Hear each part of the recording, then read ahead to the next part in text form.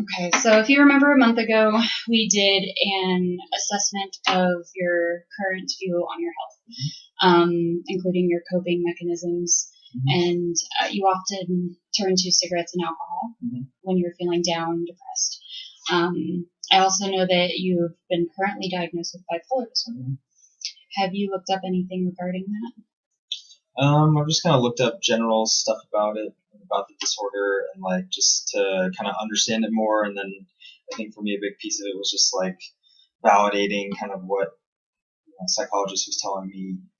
So like in my own mind, I kind of wanted to feel like I could agree with it. Okay. So just so you know, you're not alone in these coping mechanisms. A lot of bipolar disorder patients show what we call maladaptive behaviors, which is the opposite of adapting.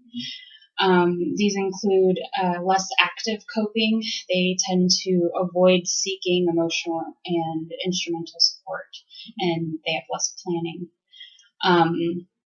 Most of the behavior that we see is considered self-blame, substance use, high-risk behaviors, behavioral disengagement, which can also be considered as giving up.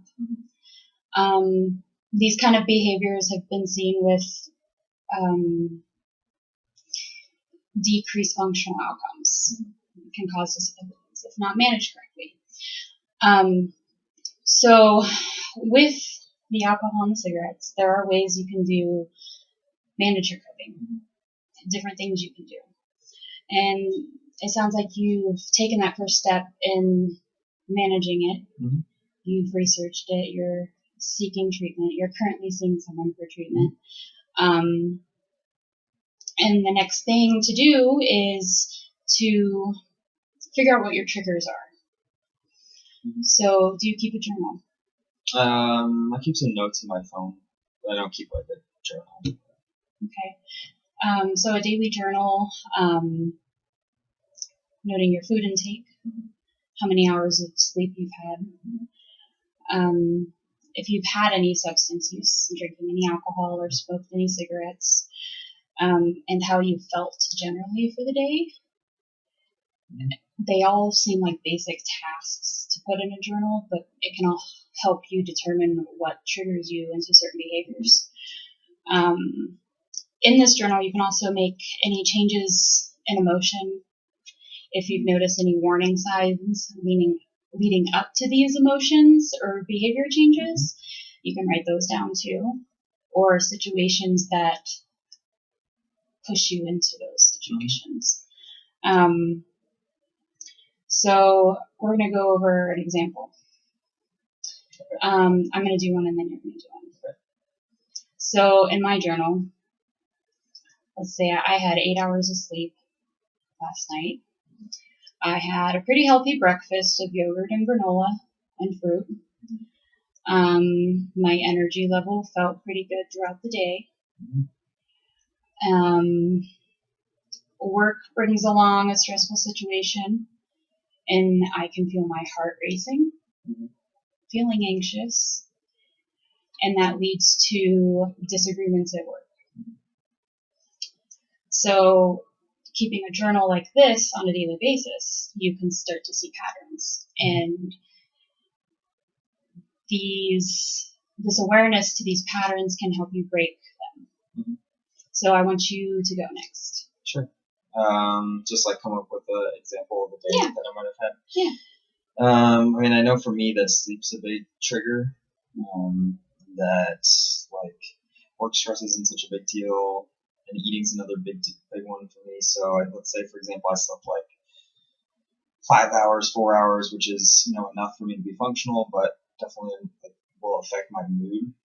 And usually my mood will become more depressed because of that. And then with that, usually I'll eat less, so that worsens it.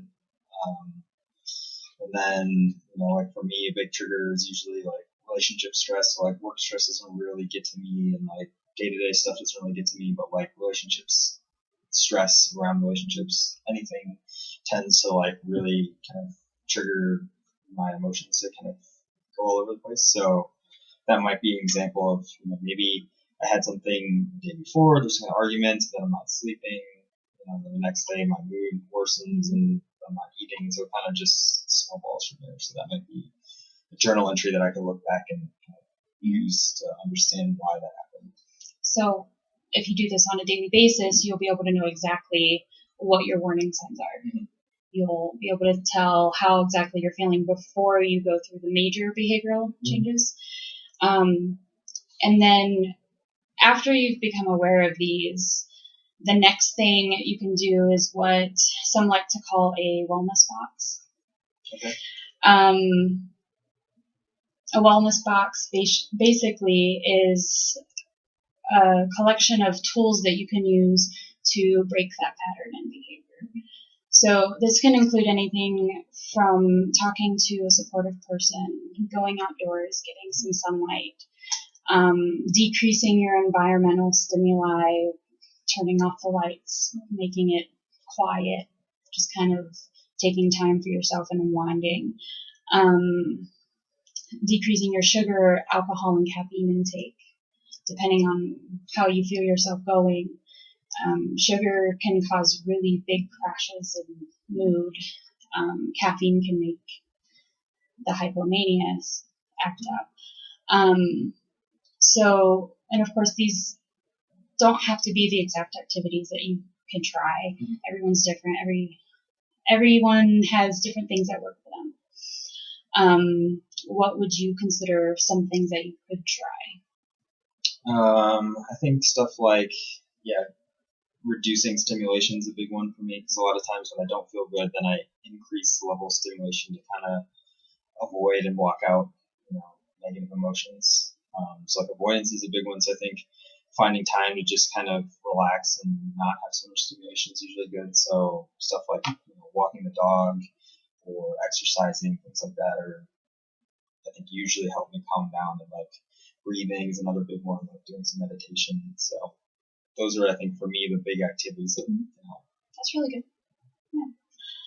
Isolation is a big thing too. You don't want to isolate yourself. A lot of times it can make the situation worse. Reaching out for face-to-face connection. So speaking of support systems, in the initial assessment, you had mentioned your support system consists mainly of your girlfriend and your friends mostly for distraction. Mm-hmm. Is there anyone else that you talk to about? Not really. Like family, I don't really communicate with very much about that stuff. So yeah, mostly like friends and. So the big thing with the support system is it's really important that someone feels like they have someone they can turn to, not necessarily that you have to turn to them. A lot of times that can help with your self-efficacy, which is your ability to take care of yourself and want to do these things for yourself. There are other types of support systems that don't include your family. If you don't feel comfortable talking with your family, that's fine.